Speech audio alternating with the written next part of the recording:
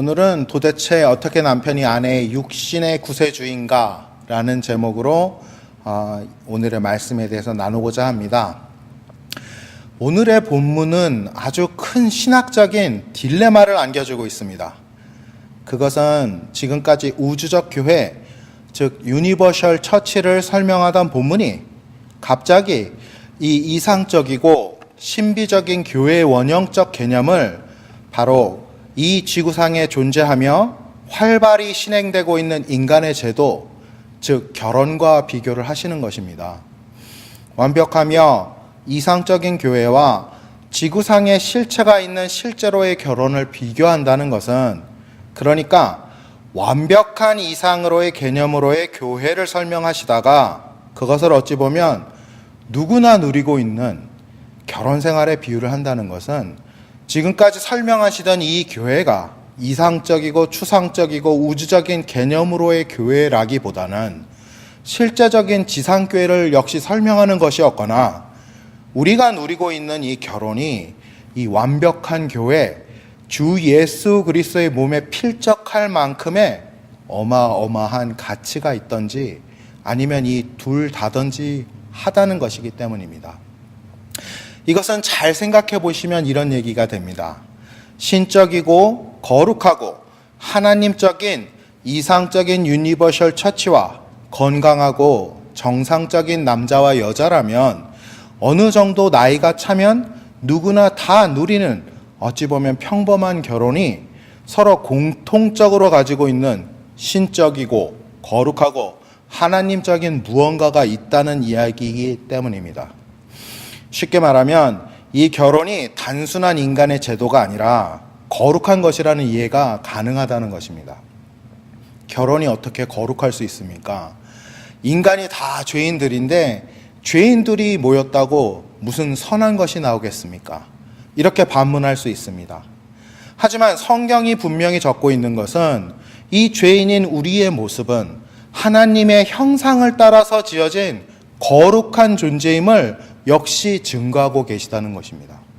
제 정신으로는 도저히 믿어지지 않을 이야기지만 우리의 모습 속에 하나님의 형상이 계십니다. 우리는 거룩한 존재입니다. 존엄하게 지어진 존재들이며 영적인 존재들입니다. 그런 존재들의 결합인 결혼은 이렇게 생각하면 너무나 당연하게 거룩해야만 하는 것입니다. 하지만 현실이 그렇습니까? 라고 물을 수 있습니다. 모든 결혼이 성공한 결혼일 수 있습니까? 지금도 위태로운 결혼 생활을 하는 사람들이 얼마나 많습니까? 게다가 실패한 결혼으로 인해 고통받는 사람들이 얼마나 많은데 어떻게 이런 거룩한 비유를 할 수 있단 말입니까? 그렇다면 교회와 주님과의 관계를 결혼에 비유하는 것은 무리가 있는 것이 아니냐 하는 것입니다. 게다가 본문을 쭉 읽어보면 어찌 보면 남성에게는 매우 유리하고 여성에게는 매우 불리한 그런 내용을 담고 있는 것처럼도 보입니다. 여성들에게 남편에게 주님께 대하듯 순종하라 하고 말씀하시니까요. 이건 명백한 성차별적인 발언이라고 생각하시는 분들 매우 많으실 것입니다. 남자인 저도 사실 이 순간 이전에는 하나님께 여자들한테 너무하신 것 아닙니까? 라고 이 말씀을 읽다가 물어볼 정도였으니까요. 하지만 그것은 에베소서 1장부터 지금까지 쭉 과연 교회란 무엇인가? 구원이란 무엇인가? 성화란 무엇인가를 집요하게 물어오고 답하시던 본문의 흐름을 떠나서 이 구절만을 따로 떼어서 볼 때 생기는 의문입니다. 우리가 정말 의미심장하게 받아들여야 할 것은 오늘의 본문을 첫째, 우리는 성화의 과정의 연장선상에서 보아야 한다는 것과 둘째, 우리는 이 본문을 또한 구속사적인 관점에서 보아야 한다는 것입니다. 이를 떠나서 본문을 보기 시작하면 우리는 헤어나올 수 없는 의심과 의문에 빠질 수밖에 없습니다. 먼저 오늘의 본문을 성화의 관점으로 보기 위해서는 우리가 지난 시간 어떻게 에베소서가 우리에게 성화를 가르쳤었는지 기억해 봐야 합니다. 지난주의 본문은 이렇게 끝이 납니다. 술 취하지 말라. 이는 방탕한 것이니 오직 성령으로 충만함을 받으라. 시와 찬송과 신령한 노래들로 서로 화답하며 너희의 마음으로 주께 노래하며 찬송하며 범사에 우리 주 예수 그리스도의 이름으로 항상 아버지 하나님께 감사하며 그리스도를 경외함으로 피차 복종하라. 이 본문이 뜻하는 바를 성령의 충만의 결과인 영안을 뜨고 사는 성장의 삶, 성화의 삶의 단계를 뜻한다고 지난 시간에 말씀드렸습니다. 즉, 영안을 뜨고 나면 자신의 말과 행동을 영적으로 분별하고 다스리고 살게 되고 하나님이 주시는 기회를 얻게 되고 이 일을 헛되이 낭비하지 않게 되며 모든 가능성을 사용하게 되고 그럴 때 성령의 충만함을 얻게 되며 그의 결과가 찬송과 감사와 서로 간에 대한 복종으로 나타난다고 말입니다. 그렇다면 성령 충만의 결과, 영적 성숙의 열매로 성경이 무엇을 들고 있습니까? 그렇습니다. 찬송과 감사와 순종입니다. 그 중에 가장 마지막에 오는 가장 영적으로 성숙한 사람들만이 얻을 수 있는 것이 무엇입니까? 바로 순종입니다. 하나님에 대한 순종, 우리 주님을 향한 순종, 그리고 교회의 권위에 대한 거룩한 순종만이 아닌 이것을 넘어서는 감사와 찬송으로 서로에게 순종하는 그 순종을 바울 사도께서는 영적 성장의 가장 마지막 단계로 놓고 계신 것입니까? 그러니까 내 마음속에 거룩을 향한 열망이 용광로처럼 펄펄 끓어오르고 복음을 선포하려는 열망이 나를 잠 못 이루게 하고 복음을 받는 사람이 없으면 장독대에라도 복음을 선포하는 거룩한 열망에 불타는 자라도 그의 삶 속에 서로를 향한 순종이 없다면 하나님 보시기에 아직 어린 자고 성장해야 할 자고 하나님 앞에 아직도 가야 할 길이 멀고 먼 자라는 것입니다. 이 성도 간의 서로 간의 순종이 하나님을 향한 거룩한 신령한 찬송보다도 범사에 어떠한 경우에라도 드리는 감사보다도 더 높고 귀한 것이라는 것이 사도 바울이 우리에게 지금도 전해주시는 귀한 가르치심이신 것입니다. 그렇다면 무엇이 순종입니까? 아무에게나 아무 말이나 다 들어주는 것이 순종입니까? 내 마음에 들지 않아도 억지로 참으면서 남의 의견을 따르는 것이 순종입니까? 그렇지 않습니다. 순종으로 쓰인 원어는 후포타소로 하나님의 질서 밑으로 들어간다는 뜻을 지니고 있습니다. 그러니까 하나님께서 뜻하신 대로 따라간다는 것, 그것이 순종이라는 것입니다. 좁은 의미로는 하나님의 창조의 질서를 만물이 따르듯이 우리도 그래야 한다는 것이고, 넓은 의미로는 하나님의 부르심에 순종해 살아가는 성도의 삶을 이야기합니다. 그런데 서로에게 순종하라고 하신 것은 성도 간의 눈으로 보이는 육신의 흠, 즉 인간적인 잘못을 보는 것이 아니라 저 형제와 이 자매에게 역사하시는 하나님의 부르심을 보고 알아서 하나님께서 저에게 역사하심을 명심하고 그렇기 때문에 귀하게 바라보며 사랑하고 그와 합력해서 하나님의 뜻을 이루어 가라는 뜻입니다. 그 귀한 하나님의 질서로 들어가는 데에 이 순종이 필수적인 것이라는 것입니다. 그래서 순종이 가장 어렵고 가장 귀하며 가장 나중에 드러나는 성도의 열매로 에베소서는 말씀하셨습니다. 순종이 그만큼 귀한 것입니다. 즉 성화의 끝에서 빛나는 것이 바로 순종입니다. 그런 의미에서 우리는 본문이 이 순종을 설명하시자마자 아내들에게 자기 남편에 대한 순종을 말씀하시는 것이 매우 의미심장하다고 생각합니다. 그냥 생각해 보면 순종이 그렇게나 귀한 열매고 대단한 것이라면 이 열매를 맺기에 합당한 사람들은 아내들이라기보다는 성경에서 아내들의 육신의 구주로 비교가 되고 있는, 그래서 예수님께 비유가 되고 있는 남성들이 아니냐라는 생각을 할 수 있거든요. 그런데 성경은 그렇게 간단하게 남성의 역할이 예수님의 역할에 비견하니까 남성의 지체가 더 높고 그러니까 좋은 것은 다 남자가 가져라 이렇게 말씀하시지 않습니다. 무슨 이야기인가 하면 성경은 오늘 보시는 대로 가장 귀한 성령의 열매에 해당하는 순종을 예수님의 비유되는 남편들이 아니라 아내들, 여성들에게 맡기시고 있다는 것입니다. 우리는 정말 이 이야기를 잘 이해할 필요가 있는데, 하나님 나라에서 큰 자는 열매를 맺는 자들이지 지체가 높거나 세상의 지위가 탁월한 사람들이 아니기 때문입니다. 그러니까 지금 바울 사도가 순종을 턱하니 아내들에게 맡긴 것은 절대로 하나님 보시기에 여성들의 위치가 남편들보다 낮아서가 아닙니다. 오히려 그 반대일 확률이 더 높습니다. 왜냐하면 열매가 있는 자가 하나님의 나라에서는 높은 자이고, 가장 높은 열매가 에베소서에서는 순종이라고 하고 계시기 때문입니다. 즉 성화의 과정에서, 성도의 삶 속에서 이 순종의 열매를 맺기에 더 근접한 여성들에게 말씀께서 이 순종을 부탁하신 것이라는 것입니다. 다시 말하면 여성들이 더 영적으로 깨어있고 더 많이 열심히 기도하고 하나님의 뜻을 따라서 열매를 맺고 있기 때문에 이들에게, 그들에게 어울리는 과제, 즉 순종을 맡기신 것이라는 것입니다. 다시 생각해 보십시다. 우리 주님께서 세상에 섬김을 받으러 오셨습니까? 섬기러 오셨습니까? 우리 주님께서 순종을 우리에게 강요하러 오셨습니까? 아니면 순종하러 오셨습니까? 하나님의 뜻에 순종하러 오신 분이 바로 우리 주님이십니다. 우리 주님께서는 자신의 뜻이 아니라 아버지의 뜻에 순종하러 오셨습니다. 그러면 순종하는 사람이 더 주님을 닮은 사람입니까? 아니면 순종을 받아서 섬겨지는 사람이 더 주님을 닮은 사람입니까?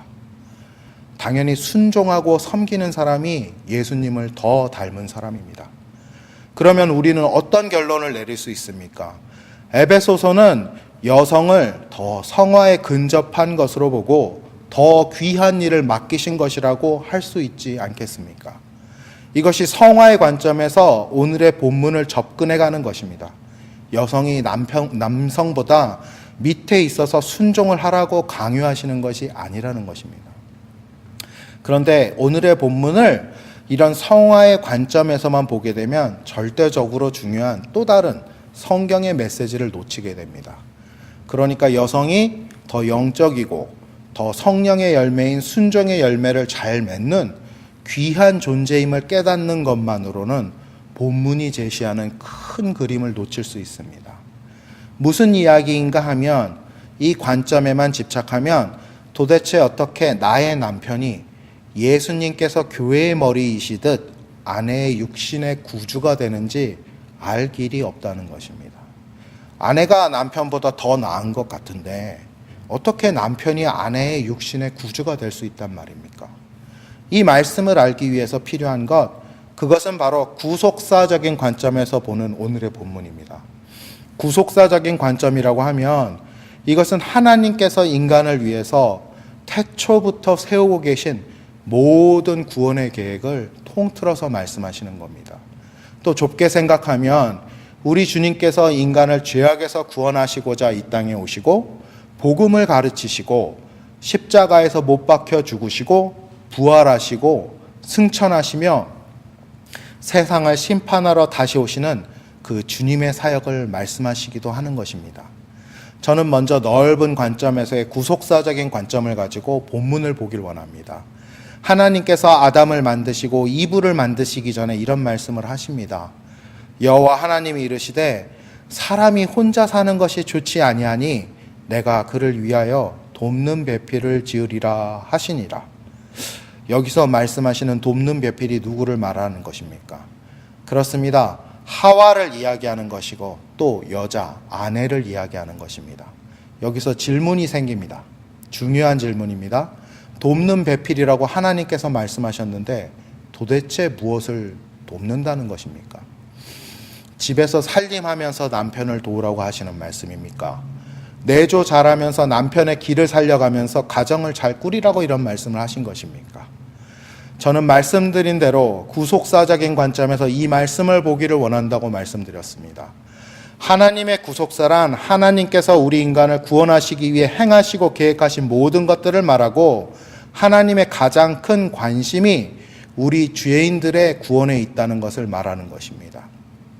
그렇다면 하나님께서 여성을 만들면서 가장 큰 관심을 두셨을 것이 무엇이겠습니까? 바로 인간의 구원입니다. 그렇다면 돕는 배필이 돕는 그것은 무엇입니까? 그렇습니다. 바로 아담, 남편의 구원을 돕기 위한 배필이 바로 여성, 아내들이라는 것입니다. 그게 아니고서는 하나님께서 아내들을 만드실 이유가 없습니다. 하나님의 관심은, 하나님의 사랑은 오로지 인간들을 향하고 계시기 때문에 인간의 구원을 떠난 계획을 인간들을 위해서 하실 이유가 없다는 것입니다. 즉 불완전한 첫 번째가 인간 아담, 남자들의 구원을 돕기 위한 배필로 만드신 것이 바로 여자, 아내들이라는 것입니다. 그리고 이런 하나님의 계획은 여자의 몸을 통해서 출산하신 우리 주 예수 그리스도로 인해 완성이 되어지고 또 우리 각자 여성분들을 통해 아내분들을 통해 아직도 이루어지고 있다는 것입니다. 그렇다면 왜 하나님께서 여성들에게 순종을 강조하셨는지 조금씩 이해가 갑니다. 그것은 남편들의 구원을 돕기 위해서라는 것입니다. 그래서 여성들에게 영적으로 먼저 진보하게 하시고 그들로 성령의 열매 순종을 맺게 하시고 그로 인해 남편의 구원을 돕게 하신 것이라는 것입니다. 다시 말씀드립니다. 성경이 말씀하시는 순종은 맹목적인 복종과는 다른 것입니다. 하나님의 섭리 아래로 들어가는 것을 말하는 것이 성경의 순종입니다. 기쁨으로, 감사함으로 상대를 사랑해주고 존중해주고 위해주고 그가 원하는 바를 들어주는 것, 이것이 순종입니다. 그런데 그렇게 아내가 남편을 사랑하고 섬기면 그 남편이 변하지 않겠습니까? 그렇게 아내가 섬기고 기도를 한다면 그 남편이 구원의 결국에 이르지 않겠습니까?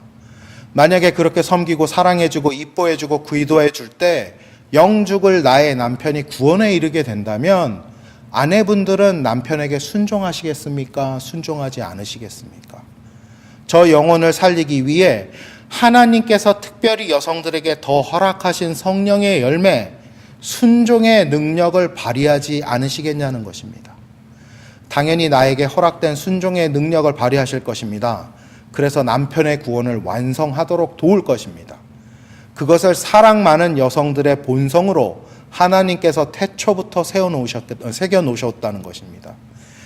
그런데 그래도 아직 질문이 남는 것이 어떻게 이 남편이 아내의 육신의 구주가 되냐는 것입니다.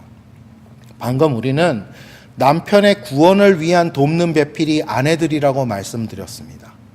이에 반해 남편들은 구원을 위한 도움이 필요한 그런 존재들이라는 이야기도 했습니다. 그렇다면 아내들은 자신의 구원을 위한 도움이 필요하지 않은 존재들입니까? 전혀 그렇지 않습니다. 만약 아내들이 구원을 위한 도움이 필요하지 않다면 굳이 성경이 남편들에게 아내를 사랑하라 라고 하지 않았을 것입니다. 그것도 주님께서 교회를 사랑하시듯 아내를 사랑하라 라고 말씀입니다.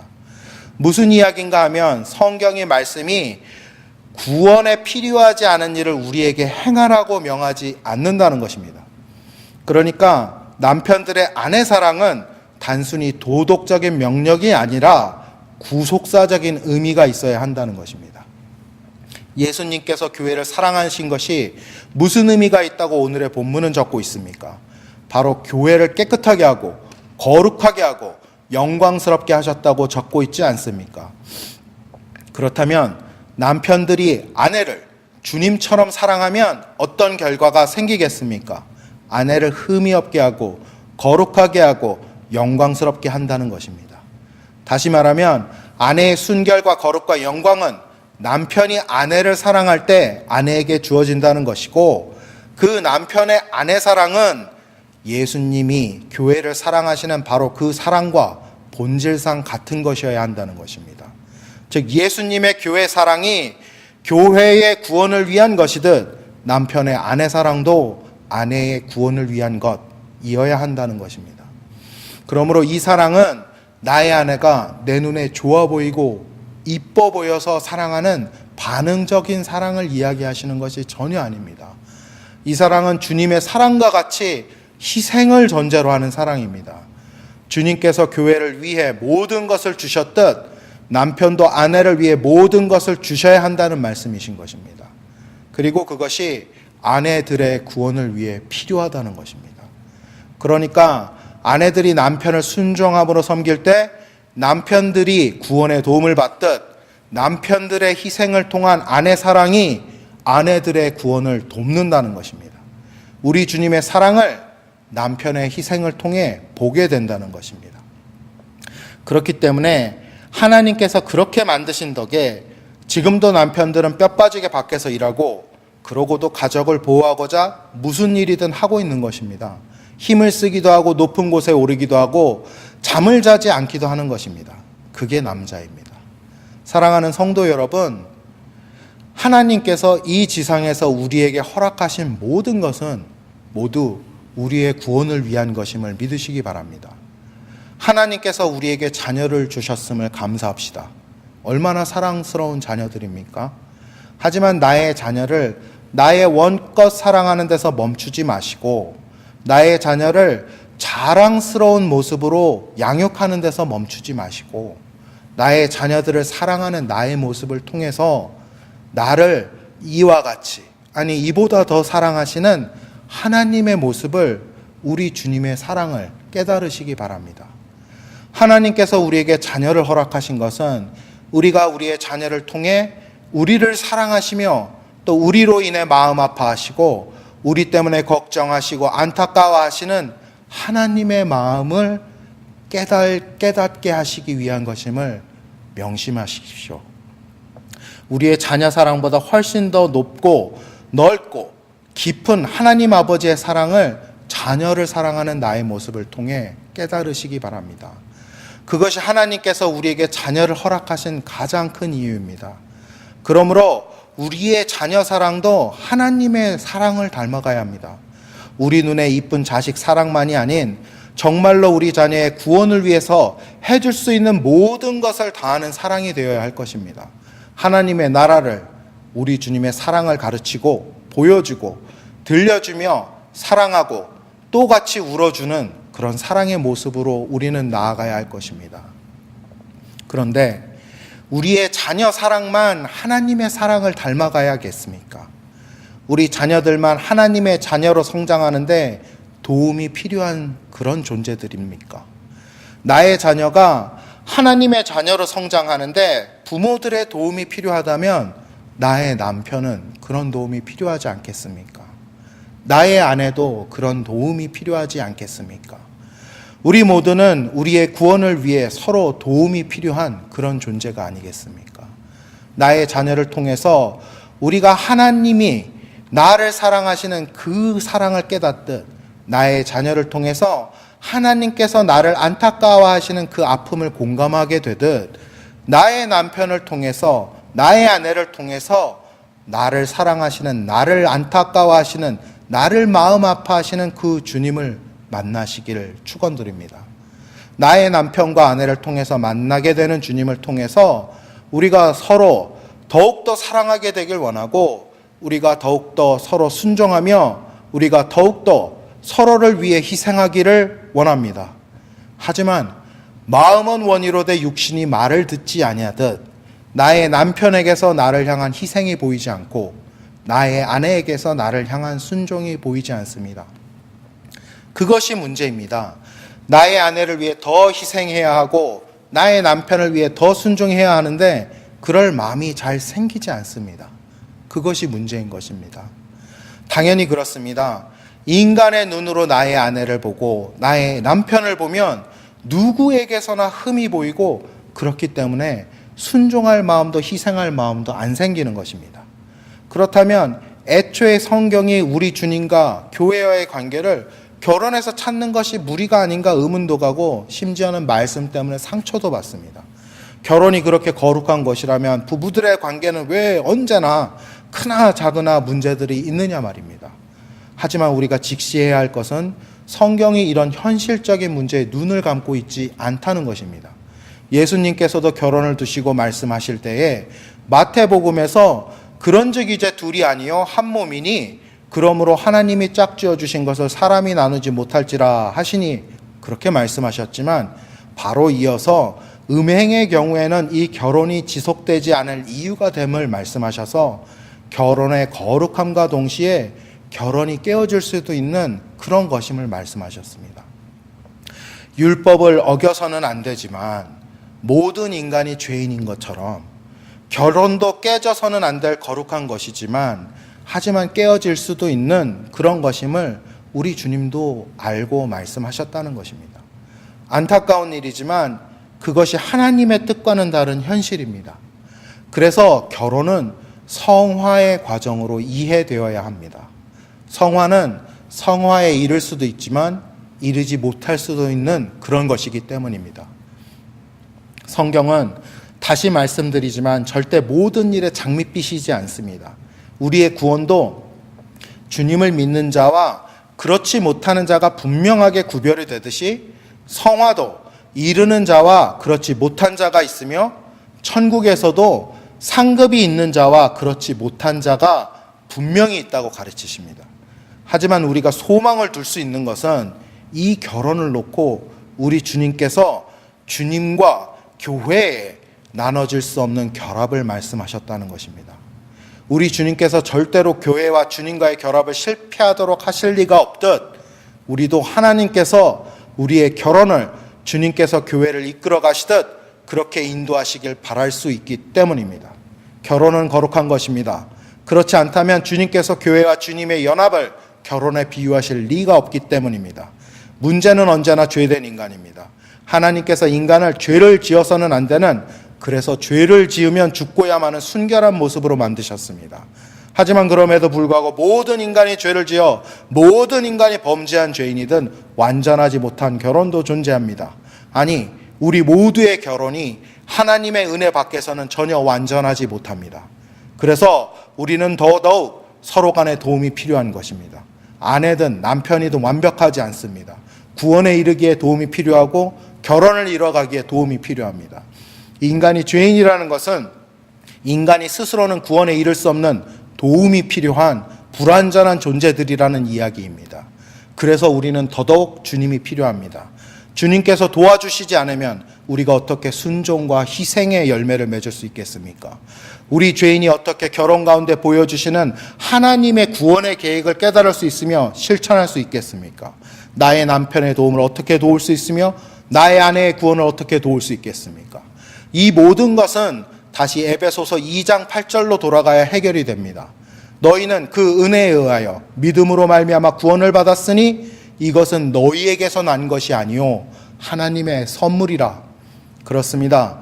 나의 구원이 하나님의 은혜에 의한 나의 믿음의 결과이듯 나의 결혼도 내가 믿을 때, 하나님께서 나의 배우자에게 역사하심을 믿을 때, 이 사람이 하나님께서 정하신 배우자임을 믿을 때 완성의 열매를 맺을 수 있는 것입니다. 믿음, 소망, 사랑 중에 제일은 사랑이지만 이 사랑은 믿음의 열매이듯 나의 결혼에 대한 믿음, 나의 결혼에 대한 하나님의 계획하심의 믿음이 있다면 비록 내가 죄된 죄인이라도 어리석은 자일지라도 나에게서 하나님께서 순종의 열매, 희생의 열매를 맺으시고 나의 결혼을 통해 우리 주님과 연합한, 그래서 한 몸이 된 교회, 지상의 주님이 건설하신 하나님의 나라가 드신 교회와 같은 주님과 한 몸이 된 가정, 주님과 나와 나의 배우자가 하나가 된 하나님의 나라를 우리 가정을 통해 완성해 가실 줄 믿으시길 축원드립니다. 아멘.